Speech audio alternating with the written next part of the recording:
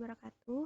Di sini saya akan mempresentasikan mengenai mata kuliah perkembangan peserta didik dengan dosen pengampu Ibu Rita Aryani MM. Tema kali ini yaitu perkembangan psikologi pada remaja. Sebelumnya, izinkan saya untuk memperkenalkan diri. Nama saya Ilya Komalasari dengan NIM 18721500329. Prodi Pendidikan Ekonomi, kelas regular plus dengan Fakultas Ilmu Pendidikan, dan berkuliah di Universitas Pancasakti Bekasi. Yang pertama, pengertian remaja. Nah, secara psikologi, masa remaja adalah usia di mana individu berintegrasi dengan masyarakat dewasa. Usia di mana anak tidak lagi merasa di bawah tingkat orang-orang yang lebih tua, melainkan berada dalam tingkat yang sama, sekurang-kurangnya dalam masalah hak. Transformasi intelektual yang khas dari cara berpikir remaja ini memungkinkan untuk mencapai integrasi dalam hubungan sosial orang dewasa yang kenyataannya merupakan ciri khas yang umum dari periode perkembangan ini. Fase remaja merupakan perkembangan individu yang sangat penting, yang diawali dengan matangnya organ-organ fisik atau seksual sehingga mampu bereproduksi. Selanjutnya ada periodisasi masa remaja. Nah, masa remaja dapat dibagi dalam 3 periode, yaitu yang pertama, periode masa puber usia 12 tahun sampai 14 tahun. Nah, masa prapubertas atau peralihan dari akhir masa kanak-kanak ke masa awal puber, ciri-cirinya yang pertama, anak tidak suka diperlakukan seperti anak kecil lagi. Yang kedua, anak mulai bersikap kritis dan merindu puja. Yang kedua, masa pubertas usia sekitar 14 sampai 16 tahun. Nah, masa remaja awal ini memiliki ciri-ciri yang pertama, mulai cemas dan bingung tentang perubahan fisiknya. Yang kedua, mudah menyembunyikan isi hatinya. Dan yang ketiga, memperhatikan penampilan. Keempat, sikapnya tidak menentu atau pelin-pelan. Dan yang kelima, suka berkelompok dengan teman sebaya dan senasib. Dan yang keenam, perbedaan fisik pemuda dengan sikap gadis. Dan yang ketiga, masa akhir pubertas usia 17 sampai 18 tahun. Peralihan dari masa pubertas ke masa adolesen, ciri-cirinya yang pertama, pertumbuhan fisik sudah mulai matang tetapi kedewasaan psikologinya belum tercapai sepenuhnya. Yang kedua, proses kedewasaan jasmaniah pada remaja putri lebih awal dari remaja pria. Selanjutnya ada periode remaja adolesen usia 19 sampai 21 tahun. Merupakan masa akhir remaja. Beberapa sifat penting pada masa ini adalah yang pertama, perhatiannya tertutup pada hal-hal realistis. Yang kedua, mulai menyadari akan realitas. Dan yang ketiga, sikapnya mulai jelas tentang hidup. Dan yang keempat, mulai nampak bakat dan minatnya. Ciri-ciri masa remaja. Yang pertama itu ada perkembangan fisik, perkembangan seksual, cara berpikir kausalitas, emosi yang meluap-luap, mulai tertarik pada lawan jenis, menarik perhatian lingkungan, tertarik dengan kelompok. Ya, kita bahas yang pertama, pertumbuhan fisik. Nah, mengalami perubahan dengan pesat, lebih cepat dibandingkan masa kanak-kanak dan dewasa. Yang kedua, perkembangan seksual, ada anak laki-laki diantaranya mengalami mimpi pertama atau mimpi basah. Dan pada anak perempuan diantaranya rahimnya sudah mulai bias diwai atau sudah menstruasi atau datang bulan. Dan yang ketiga, cara berpikir kausalitas yaitu menyangkut hubungan sebab dan akibat.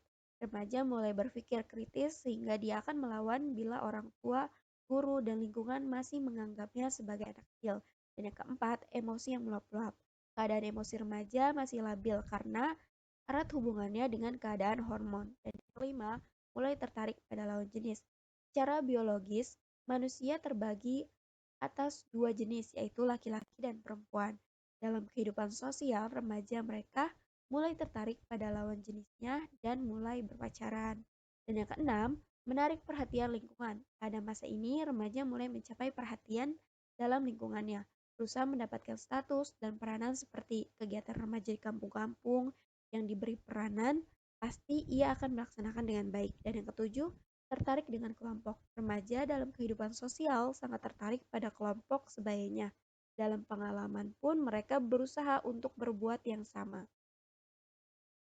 Selanjutnya ada dimensi psikologi remaja. Dalam hal kesadaran diri, pada remaja mengalami perubahan yang dramatis dalam keadaan diri, kesadaran diri mereka atau self-awareness.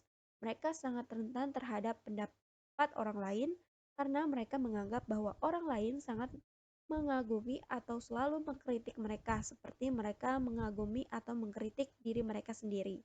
Anggapan itu membuat remaja sangat memperhatikan diri mereka dan citra yang direfleksikan atau self-image. Mereka cenderung untuk menganggap diri mereka sangat unik dan bahkan percaya keunikan mereka akan berakhir dengan kesuksesan dan ketenaran. Salah satu topik yang paling sering dipertanyakan oleh individu pada masa remaja adalah masalah siapakah saya? Nah, pertanyaan ini sah dan normal adanya, karena pada masa ini kesadaran diri atau self-awareness mereka sudah mulai berkembang dan mengalami banyak sekali perubahan. Remaja mulai merasakan bahwa ia bisa berbeda dengan orang tuanya dan memang ada remaja yang ingin mencoba berbeda. Ini pun hal yang normal karena remaja dihadapkan pada masa banyak pilihan. Karenanya, tidaklah mengherankan bila remaja selalu berubah dan ingin selalu mencoba, baik dalam peran sosial maupun dalam perbuatan, sampai ia menentukan peran yang pas untuk dirinya sendiri. Selanjutnya ada konflik dan penyimpangan atau kenakalan remaja. Pada masa remaja sering terjadi penyimpangan atau kenakalan remaja. Yang pertama, seks bebas di kalangan remaja yang bisa menyebabkan terjadinya penyakit AIDS. Dan yang kedua, kecanduan alkohol atau minuman keras. Ketiga, tawuran antar pelajar. Yang keempat, kecanduan akan narkoba yang menyebabkan kematian dan AIDS. Dan yang kelima, sering berkunjung ke diskotik. Dan yang keenam, menjajakan diri kepada pria hidung belang. Selanjutnya, beberapa konflik yang dialami oleh remaja. Yang pertama, konflik menghadapi masa depan. Dan yang kedua, konflik antara prinsip dan nilai-nilai yang dipelajari oleh remaja ketika ia kecil dulu dengan prinsip dan nilai yang dilakukan oleh orang dewasa di lingkungannya dalam kehidupan sehari-hari. Dan yang ketiga, konflik antara kebutuhan untuk mengendalikan diri dan kebutuhan untuk bebas dan merdeka. Dan yang keempat, konflik antara kebutuhan akan kebebasan dan kebutuhan akan ketergantungan kepada orang tua. Yang kelima, konflik antara kebutuhan seks dan kebutuhan agama serta nilai sosial. Nah, faktor-faktor yang mempengaruhi perilaku remaja ini, namun di samping itu terdapat faktor yang mempengaruhi perilaku yang tadi dijelaskan. Yang pertama, kelalaian orang tua dalam mendidik anak atau memberikan ajaran dan bimbingan tentang nilai-nilai agama. Yang kedua, sikap perilaku orang tua yang buruk terhadap anak. Dan yang ketiga, kehidupan ekonomi keluarga yang morat-marit atau miskin atau fakir. Dan yang keempat, diperjualbelikannya minuman keras atau obat-obatan terlarang secara bebas. Dan yang kelima, kehidupan moralitas masyarakat yang bobrok. Dan yang keenam, beredarnya film-film atau bacaan-bacaan porno. Dan yang ketujuh, perselisihan atau konflik orang tua atau antar anggota keluarga. Dan yang ketujuh, perceraian orang tua. Selanjutnya ada penjualan alat-alat kontrasepsi yang kurang terkontrol, hidup menganggur, kurang dapat memanfaatkan waktu luang, dan pergaulan negatif atau teman bergaul yang sikap dan perilakunya kurang memperhatikan nilai-nilai moral. Nah, ini dia cara mengatasi masalah remaja. Untuk masalah keluarga, dalam permasalahan remaja, orang tua sangat berperan penting terhadap perkembangan psikologi seorang anak. Sehingga orang tua harus lebih memperhatikan perilaku seorang anak. Jadi, sebagai orang tua, harus lebih terbuka terhadap masalah-masalah yang ada pada keluarga, agar tercipta kenyamanan dan keharmonisan dalam keluarga. Yang kedua, ada masalah percintaan. Nah, dalam masalah percintaan remaja, harus mengetahui batasan-batasan dalam berpacaran agar tidak terjerumus dalam pergaulan bebas atau free sex. Oleh sebab itu, remaja diharapkan lebih mendekatkan diri kepada Tuhannya. Dan yang ketiga, masalah lingkungan. Dalam masalah lingkungan, remaja harus bisa membatasi pergaulan dan bisa memilih mana pergaulan yang positif dan negatif karena lingkungan juga berperan penting terhadap perubahan perkembangan remaja. Selanjutnya ada minat remaja. Minat remaja yang dibawa dari masa kanak-kanak cenderung berkurang dan diganti oleh minat yang lebih matang. Juga karena tanggung jawab yang lebih besar yang harus dipikul oleh remaja yang lebih tua dan berkurangnya waktu yang dapat digunakan sesuka hati. Maka remaja yang lebih besar terpaksa harus membatasi minatnya, terutama di bidang rekreasi. Beberapa minat pada masa remaja antara lain minat rekreasi selama masa-masa remaja. Remaja cenderung menghentikan aktivitas rekreasi yang menuntut banyak pengorbanan tenaga dan aktivitas permainan dari tahun-tahun sebelumnya beralih dan digantikan dengan bentuk rekreasi yang lebih matang. Berangsur-angsur bentuk permainan yang kekanak-kanakan menghilang dan menjelang awal masa remaja, pola rekreasi individual hampir sama dengan pola akhir masa remaja dan awal masa remaja. Beberapa minat pada rekreasi menurut Elizabeth E. Hartlock antara lain permainan dan olahraga, yang kedua bersantai, berpergian, membaca, dan menonton televisi, serta ada juga yang melamun.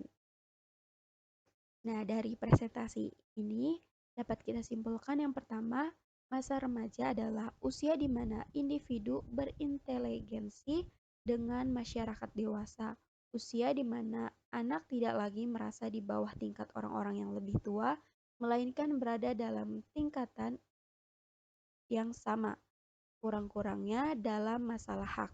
Yang kedua, ciri-ciri khusus pada remaja antara lain pertumbuhan fisik yang sangat cepat, emosinya tidak stabil, perkembangan seksual sangat menonjol, cara berpikirnya bersikap kausalitas atau hukum sebab akibat, dan terikat erat dengan kelompoknya.